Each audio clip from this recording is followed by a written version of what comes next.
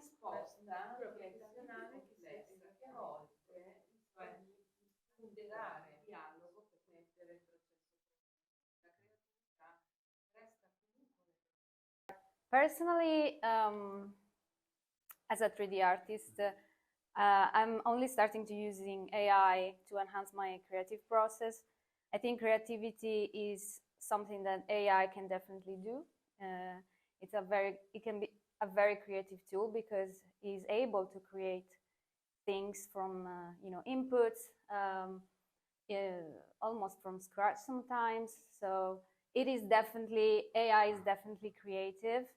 But ultimately, who decides what is actually creative is us. So I think AI can definitely help us in experiment something that help us thinking outside the box. That's how I use it. For instance, I use AI I feed AI my artworks, and then I ask him to generate variations. So sometimes AI can come up with very unexpected things that I find creative. And so it helps me thinking outside the box sometimes, or like it helps me with giving me new ideas that perhaps I didn't come up with. But even though I feed him with my own art, it's still able sometimes to like come up with like things that I find very creative. So in that sense, it helps with creativity and creative process, but also as a tool, I think it's very useful because it can help us potentially do like the most tedious things. So we're not fully there yet, but I think it will definitely have the potential to do these tasks and therefore help us doing the more creative bits. Yeah, I think to a lot of things, looking from it from a urban design and landscape perspective, I think that's there are a lot of the same findings. I see AI as a major potential to help us extend basically our imagination. I think that's really, really critical. And I think what one sees more and more, AI helps us to understand what it is to be human, because we can focus on what is actually the human part in creativity. And also more and more, I mean, working now for many years with it, it's super interesting that we understand what is creativity. Because to train AI, to be creative means we have to understand what creativity actually is. And I think this is something like a miracle, which is also very contested. And seeing this, I think we understand that AI helps us to be more creative, as you said, because I think it can take tedious tasks away from us. And I think we see this within our projects more and more, the whole process of creativity is actually changing. Because before, creativity was a process where we, for example, drew up solutions, we invent scenarios, or you start with a certain project and then you understand, well, nowadays when you can have a lot of solutions, a lot of options for a certain design, it's actually the designer and the artist being more the one who's giving the direction, who's perhaps filtering, who's evaluating options, but it's a very different role. And I think therefore, really AI helps us to be more creative and to show us things which we never thought about before. Yeah. Because it's not limiting the creativity, it's kind of exploding the creativity, which is a process, I think, which is from the designer side of view really challenging us also, because we need to redefine how we basically work. Absolutely, yeah.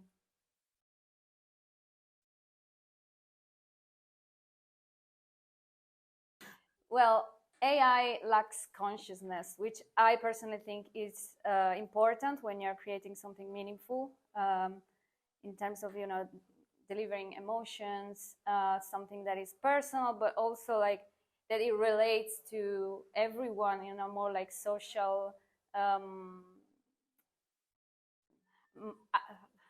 in a social environment, like to create something meaningful, I think to have a consciousness is pretty important. But again, AI is very creative. Like, it can be very creative. It has unlimited creative potential. So I think the only limit for the artist perspective, I think, is just, you know, lacking that quantum understanding of what is creative, what is art, what is meaningful to people at a specific time. So in that sense, you know, a human will be more a better fit than AI. So that's probably its limitation for now. I don't know if one day they will have consciousness. That's probably something for another talk. But yeah, I'd say that's the limitation in regarding to creativity. I like this topic of consciousness a lot, because I think that's a topic very often brought up. And what I'm asking myself, first of all, you said like now it's not conscious. That's very interesting, because at the moment, I mean, we're mostly dealing with weak AI. So basically simply AI which we can train and perform certain tasks. But I think if we look at technological development, usually we tend to think very linear as humans. And what is actually happening if you look at technological development over the last years, well, it's super exponential. And the 21st century, it's, in terms of technological development, it will not be 100 years. Usually, like if you look at the forecast, at the moment one guesses 20,000 years. That's crazy. So I think that this is going faster than we can think. And so there will be more. And I mean, this is under this idea of super artificial intelligence. And I think this is not so far, looking at this exponential scale. But I think the consciousness, I mean, if one tries to ask ChatGPT, how are you doing today? Well, ChatGPT will tell you amazing. And you, sun is shining, I'm in Milan, like it's design week, I have a good time. And well, and this means to me, well, is the consciousness really that important if we can pretend to be conscious, you know? And I think this is why, to me, this is not so much a limitation. I think looking at the limitations, I see on two sides. On the one hand side, it's a lot of complexity we're dealing with, yet we can subsplit it in tasks, and AI can help us to solve it very solidly. But at the moment, the limitation is putting all the things together. And I think that's probably the biggest thing. But well, if we look at how fast already, if we do a design and we need for a given project, formerly we would have done 5 solutions, discussed them with our partners, and then we would have selected one. And now we can provide 20, 30, it doesn't matter. Like we can just provide plenty. And within these, we understand already what are the climate effects, what are the effects on the population, what's the life quality, all of that we know immediately. But still, we're putting the puzzle pieces together. But I think this is not very far in terms of creating also the outlook. And when you said, and I think that's always a little bit the white elephant in the room, the replacement story. Is Paola still sitting there in 5 years? Am I sitting here in 5 years? I think yes. I'm very convinced that yes, because we deal with AI already. And I think that's also the most important thing, because I'm convinced designers, artists who are dealing with AI nowadays, they will replace the ones who are dealing not now. Because there is no way around it, because we can simply explore more creative solutions, and that will be an advantage in many things, and dealing with more complexity in all terms. I mean, like producing different stuff in, let's say, landscaping, being able to offer partners like really more profound answers to their questions. Yeah, definitely. The replacement is definitely an issue. I think, you know, when computers came out, people were worried, you know, they're going to steal our jobs. And in fact, you know, that it created new jobs. Yeah, it stole new jobs and created new jobs. I think with AI is similar. Obviously, it's a much more it's a much more in smarter things. It's a different tool, but it's pretty much the same. But I think definitely in regards to art, since we have now programs like Midjourney, for instance, that you can just prompt and it creates like something amazing. Obviously, like lots of artists are actually worrying, you know, is AI just gonna make art for itself? Like, are we, like, do people still need artists? Like,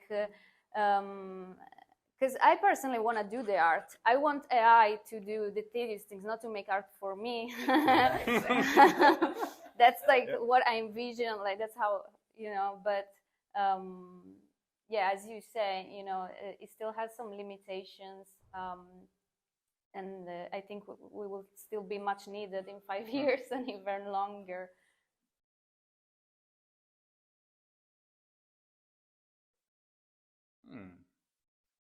That's an interesting dimension added. Perhaps starting with this one on a bigger picture. As we were discussing, the whole process of developing a project and being creative at the very end is changing. So through AI. So at this point, I think the impact on our work is pretty big in the sense that from the very beginning, we can work much more impact driven, so understand much more what we're doing, because I think there is a wisdom basically in our discipline in general, and we're applying this wisdom over years. It's passed on, it's being taught at universities, people learn it within the offices. I think the major point which AI helps us with that is really measuring, making it clear what is behind our designs. And I think this is really a new level, because it's basically fact-driven design, which we can do, and not fact-driven simply because we're talking about economy. I mean, everything can be, or a lot of things can very usefully be put in analysis. We can understand the ecosystematic services which we have in the area. We can understand much more, frankly speaking, about the environmental impact, the life quality, and so on and so forth. And I think this already has an impact on projects already today, because we're applying these analyses within projects. And I think they're not looking the same anymore, even though, and this is now the connection to the last question, they might still look the same in a way, like the aesthetics in a way are potentially comparable. But I think this is something where we are misled, all of us, because we're walking around with these guys, and walking around with smartphones already means this is now a thesis. We're already a little bit in this science fiction of we are a little bit cyborgs already. It's not here, but actually we carry it around and we augment our reality, because we know much more about our environment, about the people, about everything. And I think it's a little bit the same when we put these images to our work and to our plans, because there's much more intelligence in the plans already than we might see. But I also think then coming to, might the plans and everything look differently? I think in some years, yes. Because the aesthetics will change much more also to an informational side, to an experience side. Because at the moment we're pretty much on the level of coming from a 2D to a real 3D. And I'm not talking about 3D images. I mean, that's still old school in a way, but really augmenting stuff and making this information tangible and experienceable. And I think this is the next level where we come into, also in our work. I mean, I think it's also, I guess you're working nowadays already very differently, and then you're not sitting there with a pencil drawing the stuff, and neither do we. So I think also this is changing. Then also the experience to basically the public is very different. Yeah, personally, like what I love about new creative technology is that they don't replace old mediums, they just help them evolve. Just like painting is still around us, like there are lots of painters, maybe not as many as before, but actually the painters are inspired by the digital is inspired by traditional art. So it's just it's not that it replaces it that fast. It's more of like an hybridization that often happens, which I find really cool. Yeah, I like this word hybridization because I think this is what is also be in a way in there. I mean, to me, this is a new thing of perhaps some years ago we were talking about cross-pollination. I mean, usually like, you know, like things bring together, and now we take this and we add even like this hybridization on top of it. So I think it's like a 4D network in a way where we're coming towards to. Yeah.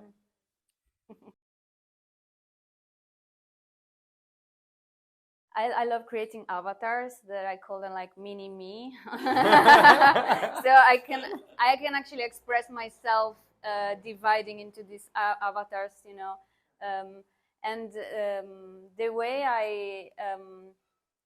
I give them expressions. I actually use AI apps that capture my face expressions, and they put it into the avatars.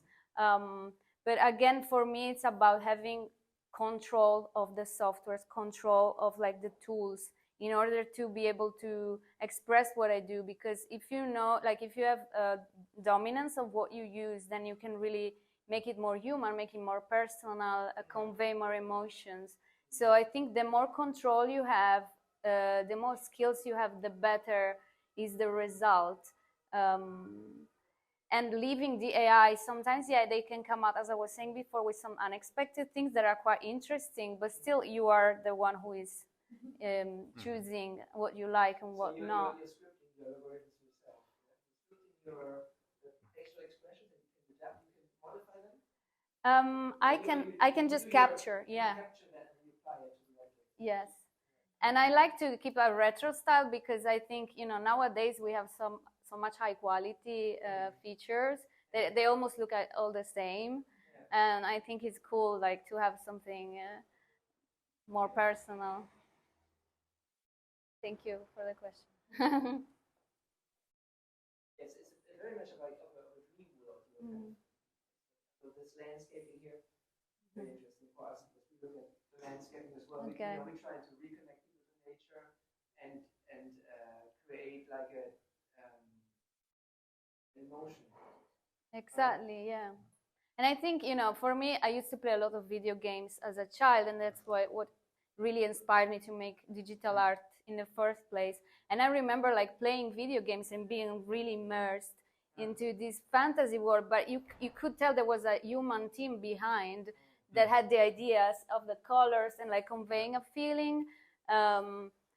Whereas it actually, if you just play a plain game that is like just too realistic and nothing is interesting, then it's just like being in the real world. Like, what's the point? Good point. In fact, that's something that's quite interesting to see, that these avatars here seem to have, you know, you say, well, they are actually robots, you know, they're, and then they have these emotions. Like one is putting their head on the shoulder of the other, and you are, there's this tension, isn't there? Yeah, it can be quite trippy as well. What if they are actually have feelings like what? You talk about conscience, about If I might add one question to this, or bigger thought. And thanks for the question, because that leads us to the question also of style to me. And I think style is something very contested now with AI, because styles are potentially very copyable. And at the end, I mean, we discussed earlier that actually everything in a way is a remix, which exists because all the solutions were already there. You just configure things differently to come up with a certain image or style or something. And to me, one of the interesting questions is in art. I mean, I would have a take on design and landscaping, but in art, what does that mean for you as an artist? Now, the question of style. I think the question of style will be more and more important as we go forward with AI, because artists will really need to be distinguish themselves and be original. So I think it's something that I am already seeing now. That AI art is very trendy, and like everyone with Midjourney is making art. And it was super cool at the beginning. Everyone was like playing with it, but now we're kind of bored because is AI art? Like, where is your input? So I think, and you know, the artist behind it needs to be really clever if we want to implement AI in their practice and actually add that spark of style and personality that makes it unique. So it's more challenging for us, but also I think it's good because it's pushing our boundaries. Yeah.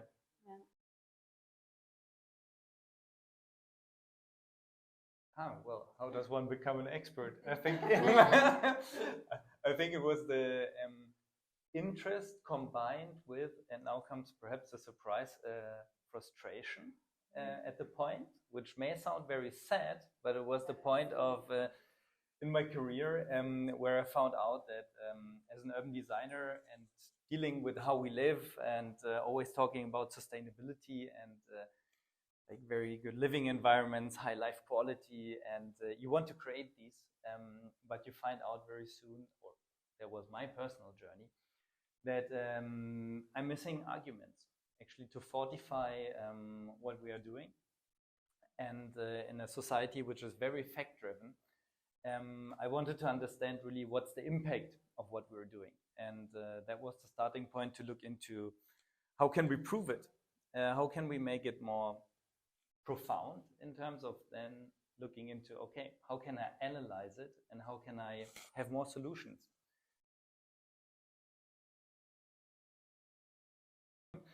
Well, if we look at cities in general and all the like projections from the past, how the future will look like, I would say luckily most of these projections didn't realize in a way. The cars are still not flying around and all this kind of images which we have in mind.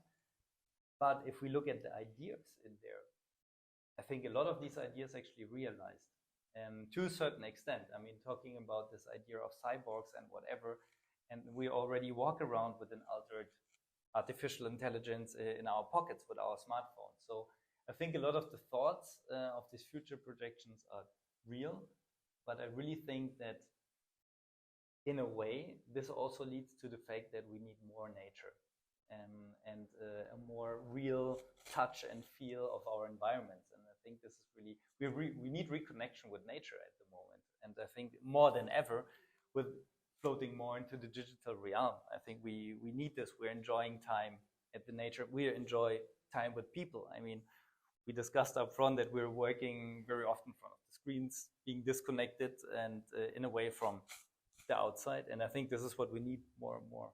Very true.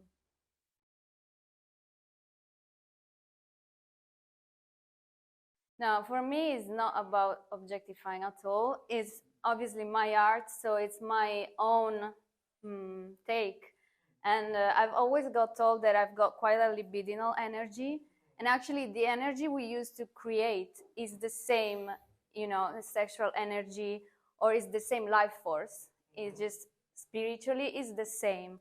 Whatever we create, we are using that libidinal force. And I think in just in my case, it happens to show more than, or be more obvious than other people. I make a lot of females because, you know, I identify as a woman and I like to play with them, like, you know, okay, I'm gonna wear this, I'm gonna, a bit of, you know, yeah, so I really enjoy that process, but there are other artists that, you know, make very gender neutral avatars, alien avatars, animal avatars. And I think that's the beauty of like digital, that anyone in the metaverse, you can be whoever you want. You feel to express yourself. And yeah, I think that's what's fascinating about it, that, you know, you have endless possibilities. I give it a start, and it would be super interesting to learn also from you. I think looking at the general picture, I think now, if we look at the overall design process of let's take a district or take a building, but I think there, in the first place, it's something where, as you said, the conceptual part works very well, but I think it's we come back to the one who's controlling is basically the one who's in charge. I think what we have to challenge ourselves with as designers, that we're pretty linear in the design process, and I think what we still have to learn, and I think that's a rather big challenge of adopting a new mindset. This linear thing is kind of over, and I don't say like it's easy to get away from it, but I think it's really adopting a new working style, and not only perhaps a potential new style coming out of that, but also really a new work style which is much more iterative. It's from linear to circles, and I think this means parting the design process for sure in different stages, but always making loops. And I think at the moment, very often what I see, that we try to apply it in a linear way and we don't get the result because it's not a linear tool. It's basically, it's a loop tool, so to say. And I think this is something where for sure one needs at the moment a lot of different also tools to work within these circles, which is rather complex. But if one looks into what is already at the moment available on the market and what more is coming up, especially looking towards Asia, I don't make promotion here, but there is one leading company in Shenzhen you can run a full project on and online, and the results are already pretty stable. And which doesn't mean you get the final result and everything, but like we said in the beginning with creative process, you get a lot of solutions and you take them further and further and further. So I'm very convinced it will come, but I think at the moment there is a certain limitation with the tooling and a bigger limitation, or the bigger task actually, with us as designers. Well, what's your take on it? No, I agree. I think it's a great question to ask, like how do we use it right? And I think there is not right answer to that, but experimenting and also going back and forth without having this linear thing, as you were saying. But I will also add, like, handling with a lot of respect. For me, it's important because you know, I've seen like videos online that were circulating at some point of people kicking robots, and they were just saying, you know, for fun, but they're just robots, it's just a machine. And I was like, no, like, yeah, but it's not like, it's not good to treat even if it's a machine, it's not right to do that. And so I think, you know, what we might risk in future with AI is people hating it as well, or be like, you are stealing our jobs, and like, so I think like treating it with respect, it will help us, you know, the co-working, like with this tool, a lot more harmonious as well.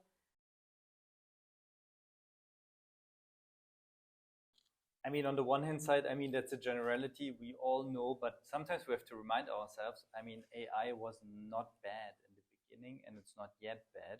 I mean, it's what we make out of it. And if you yell at your ChatGPT, well, you will see perhaps what comes out of it. But basically, it's neutral in the beginning.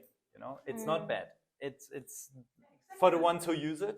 And I think this other thing is, well, at the end of the day, I totally agree with you. This is the direction to take it forward to. It's a collaboration, and we don't know yet what will, but it's anyway unstoppable. What will be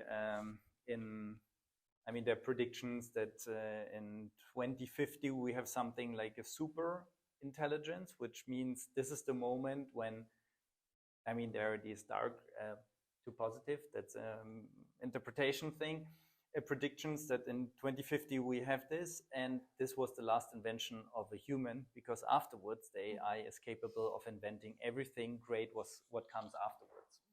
Well, we will see when this is happening. I mean, it goes from 2050 to 2200 that this will happen. But I think that's something very interesting. Until there, it will definitely be a collaboration, for sure. And I think the other point is what I really like as an image, because very often there is the discussion, isn't AI a black box? And we don't know what's coming out of it. And well, we know how we trained it, and we know the results. Sometimes, yes, it can be, if we use certain tools, it can be a black box. But then if people accuse us of like using these black boxes, then I ask them, well, then just explain me your last decision on you buy this house, you whatever made this design. And then you find out very quickly that the human brain is a black box too. We are just trained to make it rationally afterwards. We bought the house because we had a good gut feeling. That's the black box. And then somebody asked us, and it was like, it was cheap. But no, it wasn't, you know?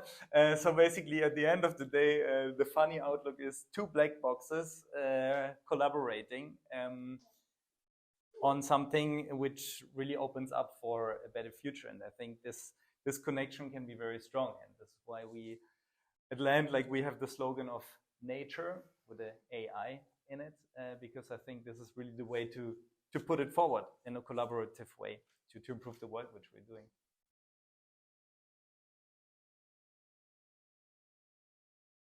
CAD drawings. I mean, we started to use them drawings because we are drawing. Then we were doing them technically using CAD. So we were calling them digital drawings. How do we call them nowadays? Drawings. Are they digitally made or painted nowadays? Well, obviously they're digital. So you see the evolvement, and I think the same will hold true for intelligence. I mean, talking artificial intelligence. Well, now we call it artificial intelligence. Well, is it really intelligence? And perhaps in some years we just call it intelligence. And this word artificial has just disappeared. You know?